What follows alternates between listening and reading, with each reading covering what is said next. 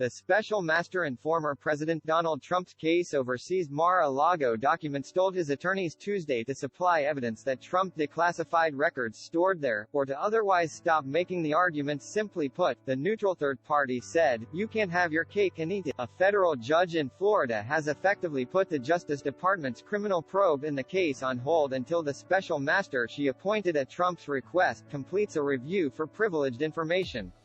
The DOJ has partially appealed her decision, saying it urgently needs to review the 100 or so sets of documents, or more than 700 pages labeled as classified. Here's what you need to know about the special master's role in this case. Multiple ongoing, complex cases. After the FBI executed a court-approved search warrant on Trump's Mar-a-Lago home, Trump's attorneys filed suit in federal court, arguing the government violated his rights and committed overreach.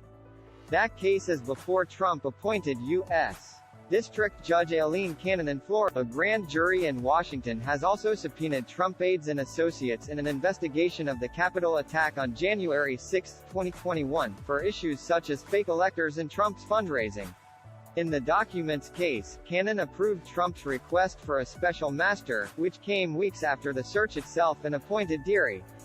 The DOJ previously said its own filter team had gone through the documents to assess whether any documents were covered by attorney-client privilege.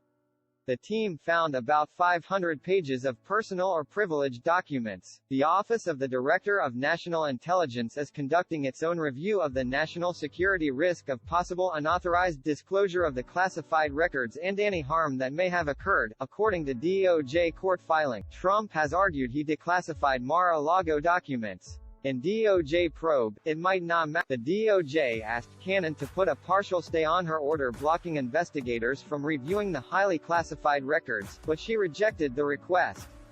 Instead, Cannon told the DOJ it could not review the classified documents seized for its criminal investigation until the special master's review is complete.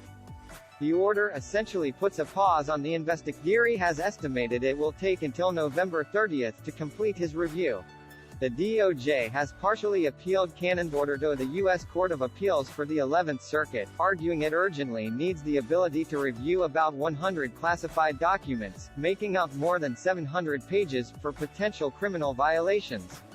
If a three-judge panel of the appeals court refuses to lift the temporary pause on the investigation, DOJ officials have said they will consider other appeal options, including petitioning the Supreme Court. Outlines on the DOJ criminal. The federal laws used to justify the search do not require the documents to be classified for a crime to be committed. In fact, the provisions of federal law contained in the Espionage Act, obstruction and the mishandling of government records and reports mentioned in the search affidavit, don't even include the words classified or confidential. The first two laws, should charges be brought, would carry the heftiest penalties of fines and up to 10 and 20 years in prison, respectively. In approving the search warrant, a federal magistrate agreed there was probable cause FBI agents would uncover evidence that these three provisions of federal law were violated.